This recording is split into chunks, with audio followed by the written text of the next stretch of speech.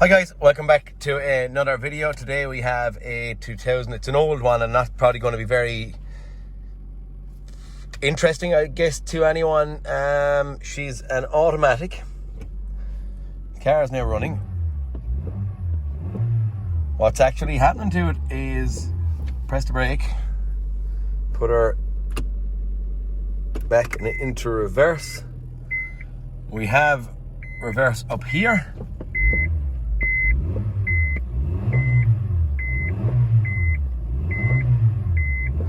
And you can see while in reverse I can rev and I get no drive. Should drive forward the finest. So I'm not even going to leave it in forward, moving bit.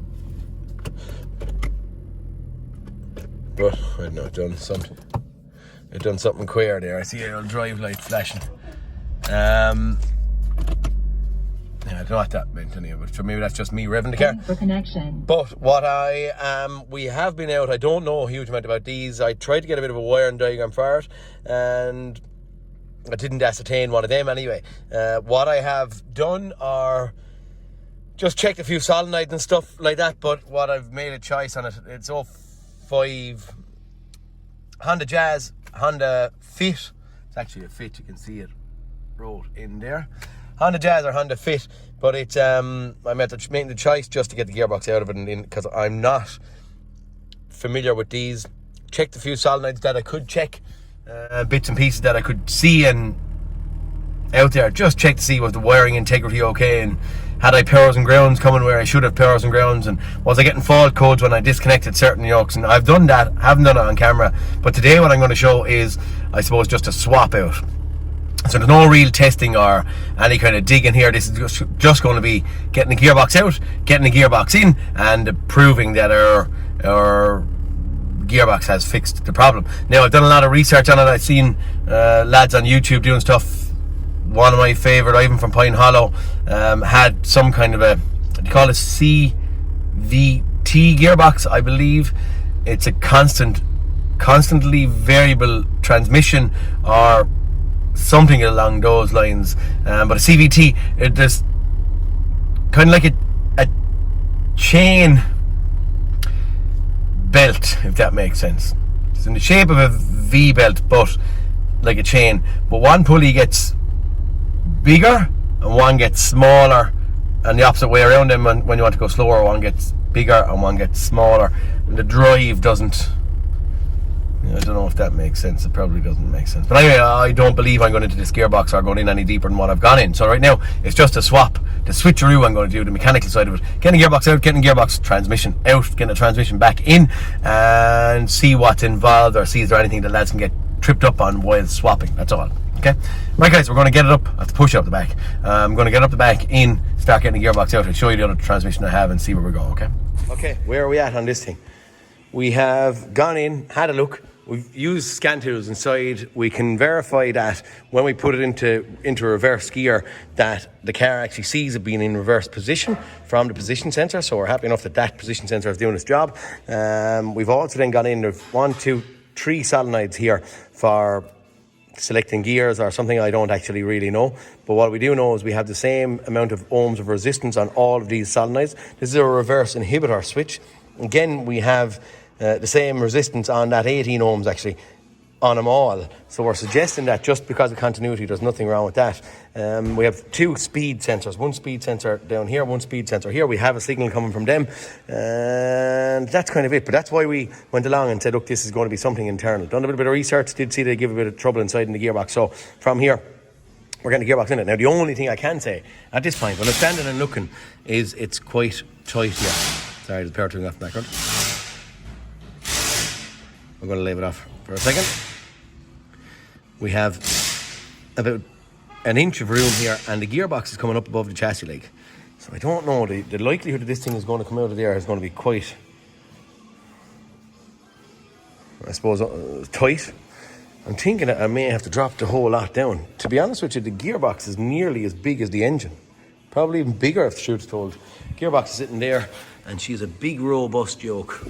There's our 3 solenoids. There's our reverse inhibiting solenoid and the speed sensor here and here. Yeah, I don't know. For now, I'm starting to pull off a few bits, but I'm thinking that we're going to have to go with the whole engine and box down. I'm thinking that's where we stand at this point in time. I'm going to start stripping, maybe head on the whole lot coming out. Okay, guys, I'm driving on this thing. I probably didn't do a huge amount of recording here, but anyway, as I said there, it's only just pointers for someone that's going to be doing this job maybe after me. The gearbox is that bit too big that I believe it's going to come out. I just don't think I haven't tackled it or tried to do it in there. I'm disconnecting anything I can. I have water hoses to pull off here now. I have fuel lines off. I have throttle cables coming across from here over off. I have disconnected the engine ECU, so the whole wiring loom comes out in one piece. It's coming over, down and in and out through that hole. And here the engine ECU is in underneath the glove box inside in the car. I have that disconnected. What I am seeing here now is I have a battery positive lead that's running across over and over to this fuse box here. I have just disconnected that just now. The last thing I actually undone. It's not popping out there one-handed, but that is the little lead that comes out there. I also had a couple of little looms. I'd say they're coming from the alternator here out.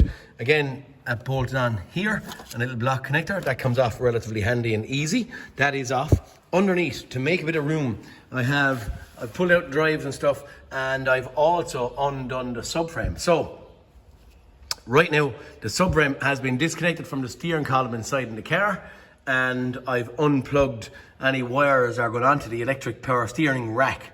It's electric rather than hydraulic. As I said, their drives and stuff are out of bottom ball joints, wishbones. I can go up now, and I have the subframe being left there. But I'm just giving you a fast pointer on where I am. I'm hoping in the next 20 minutes or so, I'll have this engine and gearbox in relatively one piece, sitting down on the ground. What I've also done is any bolts that were at the bottom of the gearbox, I've taken out 2 or 3 bolts between the gearbox and the engine, just so when it's sitting down on something, whatever it may be, it's not going to be snagged or held or bolted together. I'm going to run out the rest of the bolts then once I can get in at them and see them, okay? But right now, very close on getting this thing, sending it down the way, okay? Air conditioning sitting out here. I'm unbolting the actual pump and leaving it hang out of my way to bring down the engine. I have the the exhaust unbolted off the back, and I have 2 water pipes here for the heater radiators. But that's it. Look, we're dropping this thing out. Not a whole lot of detail in it at this point to show you. This wasn't that hard. As they go, an easy engine and gearbox to disconnect. So look, it's coming out on the ground now. Okay, engine box out on the ground. Start swapping over a few bits. We get our back up and in. Hopefully in about 20 minutes maybe of swapping over, and we should be ready for offering up back up again. Okay, guys, it's actually only about 4. I pulled out on the bottom, as I said there. I pulled out the bolts, so I've one here and one here I took out at the start, and then I also spun my flywheel and took out the little bolts in at the back. I was going to say kind of a torque converter, but it's not. It's a flywheel or something of some sort. I actually treat it just like a standard automatic yoke. I left what I would have called one time a torque converter in there, but that stayed in there. They didn't in this case, but I'm going to clean it up, fit my flywheely, torque converter-y, whatever the heck it is, thing on, and then, yeah, just slide it back together again. It was actually came apart easy.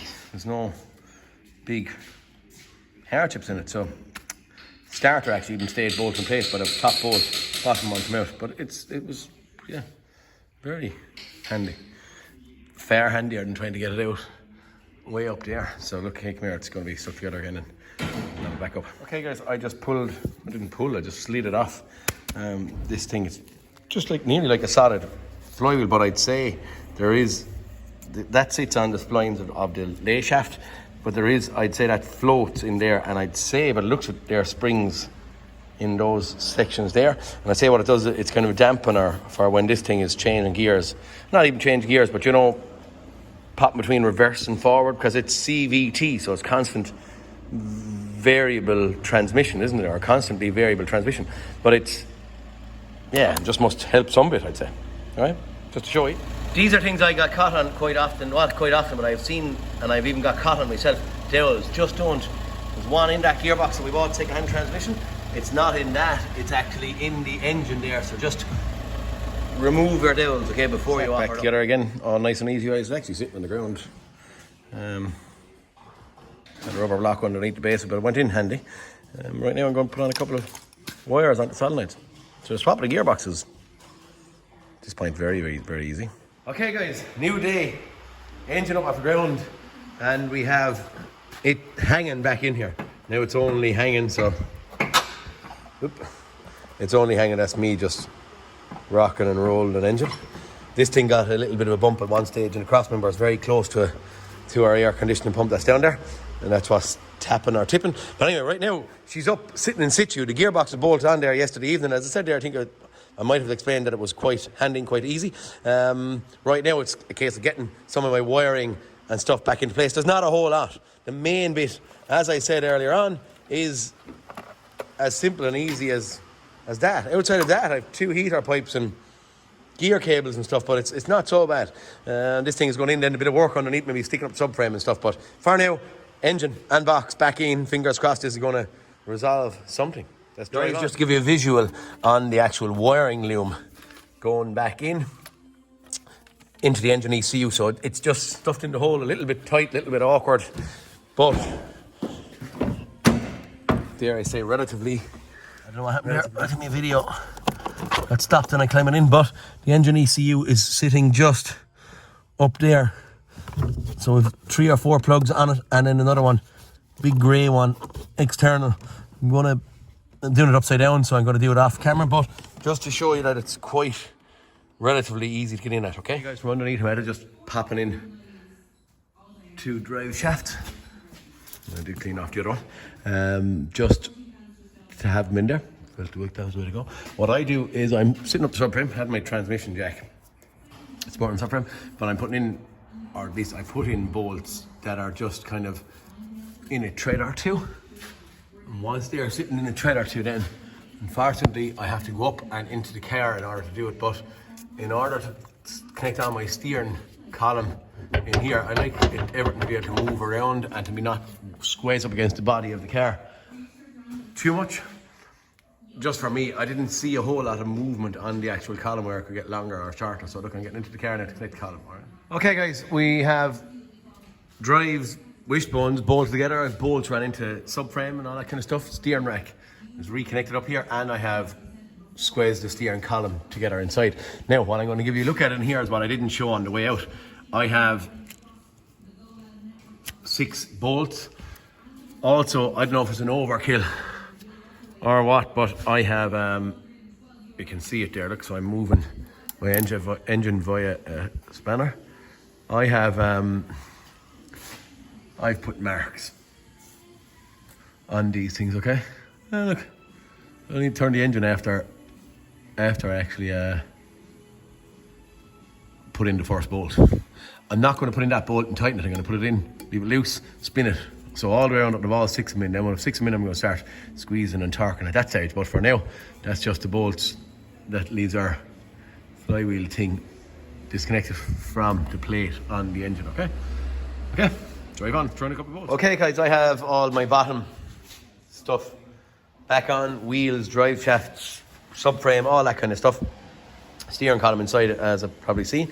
My engine ECU is bolted on it. The battery sitting in place, don't have it connected as of yet. And I suppose the next thing I'm going to do now at this point is I have drained that gearbox that's gone in of oil. So right now what I'm going to do is I'm just going to do a a change. It's not a dry fill, it's just a fluid change. So it's 3.2 litres of oil, but we have a nice big dipstick / filling point sitting down here just underneath the radiator cap and in beside the expansion tank. It's easy to get in at. So I'm just going to throw in 3.2 litres of oil in here. Then we'll maybe get in our air box. We can dip it, because of the dipstick, we can dip it afterwards just to see. But I have drained that gearbox dry of oil. And now there's CVT oil going into it. And yeah, that's for now. The next port call, fill her up with 3.2 litres of oil. I might just go with 3 and see where we go from there, okay? I have to say, very easy guys. I just have a big funnel and I measured out 3 litres in an oil jug there, and it's pouring in very simply and very easily Hopefully it's as easy as that. It seems to be. There's no spillages, no anything. It's all working out quite nice and easy. Nice kind of a clear, yellowy looking oil rather than a red or any of that kind of stuff. Okay, right, this is kind of it. We're going to start getting on batteries and airboxes sitting in place. We'll get a scan tool up, have a look, and I'll show you the fault codes that we were getting and see if there's any resets that we have to do on any. Okay guys, the good thing is anyway, when I turn the key, first tip of the key, it started. She's up and running now. I'm kind of missing a bolt at my airbox there, but other than that, every nut and bolt and whatever came out has gone back in. Everything back in where it should be. You know the way I'd be giving out if people don't put the wiring harnesses back in on the clips. They should be, on theory on this thing, it should look OE at this point in time, and as it was, fuse box back in, all that kind of stuff. Now, I was actually going in, I turned the key, she started the first tip, as I said, and what I did then, just for working ability, I put it into gear and I rolled forward 2 foot or so. Okay. Now I didn't want to do it, but I was in with the Mahal trying to get communication to the engine ECU, and I couldn't. This wasn't, sorry, the automatic transmission ECU. And this thing wouldn't communicate good, bad, or indifferent. I only had OBD for engine management, blah, blah, blah. At that stage, I was getting kind of, I don't know, twitchy. And then I decided to put it into reverse. There is an audible change. So at least I do know our issue is fixed, resolved, and gone away. Whatever was wrong inside in the gearbox, I don't know. I probably won't ever find out, because I don't really feel like taking that gearbox apart and having a look in there, even to try and figure out how it works. Really not concerned. What my problem right now is fixed. We go for the generic smile, the bad smile. Anyway, so we're now moving. Car is done. What I've done then is I got the top done and I'm having a look, and lo and behold, I have no faults. So I've gone in. We had faults, but I don't know if straight away or a cycle of the key down here with the gearbox that's in there and out there and the car is happy with, has straight away registered no faults or what, but I've no trouble codes here. Was that intermittent ones? I don't know. Did I look at permanent? I've no trouble codes in any of them basically. Anyway, intermittent and permanent issues, I have no faults. Do I really want to go and do any of these TCM resets or any of that? I'm going to say right now, probably not. Why? Because the engine in there is, sorry, phrasing it wrong. The transmission in there is only a bunch of solenoids. There is no modules bolted onto the gearbox. Because of that, I'm thinking in my head, leave everything well enough alone. When something works, sometimes it's nicer to just... It's an older car. It's a second-hand gearbox. There's not a huge amount of money in anything to do with this. It's not going to be expensive like to do it, even though the engine and gearbox are on the ground. For now, I think I'm just going to leave it alone, close it up, and go for a road test and see what the story is. But the long and short of it is, lads, this has after been a success. The gearbox has fixed it. Potentially, we'll think about it later. Maybe if I had the 6 bolts taken out of the flywheel, maybe I would have got enough room to drop it down, but everything was very tight. Subframe was nearly hanging out in the way because the gearbox was so big, or the transmission was so big. The subframe was hanging out, and I think I done the right thing by dropping the whole lot down, and it was easy swap over on the ground. The hard bit was just getting bits off and getting the stuff out on the ground. But out now, look, on this one, changing the gearbox or the automatic CVT automatic transmission in one of these, constantly variable transmission or constant variable transmission or some crack like that. I'm calling it a fix. We're done. Not going to go any further. Get it out for a drive and we'll leave it at that. Not that bad of a job, lads, I suppose. Well, a day. I went so far I stopped, and then I started again this morning. So I'm saying you'd probably have about a day for someone drop an engine gearbox out, back in, lovely going. Apologies that I can't give you fault codes thought they would have been stored in there still. But anyway, for this one, guys, thanks for watching. Please like and subscribe, and hopefully some of my hints and tips are good to you, okay? Boys, Peter Kennedy signing out. See you all in the next cartoon, and thank you very much. Guys, this little bit of bonus footage is oil-wise. You're meant to get the car hot. When you do, pull out the dipstick to check it for oil within 30 to 90 seconds, they say. I don't know why, but they say just check it within 30 to 90 seconds. And this thing took about another litre of oil. So this thing, it was 3.2 litres for a drain and refill, but it was 5 litres from a dry fill. So I don't know whether we class this as a fairly dry fill because it was sitting on the ground or what, but this thing took another litre, maybe a litre and a half even. The gallon is quite empty at this point in time. Before it was okay. And oh look, we found our other bolt as well. Went tidying up. I'm going to get it out for a spin now, guys. Forward anyway, guys. She's driving the finest. Not a bother there, doing everything it kind of should do. We'll just go along. We're going to give her one pop into reverse and just see. Okay. Okay, so I hope you can see it. We're even doing 20 kilometers an hour backwards. Okay. And forward we go again. Okay. Cool. That's it, lads. For this one, talk to you soon.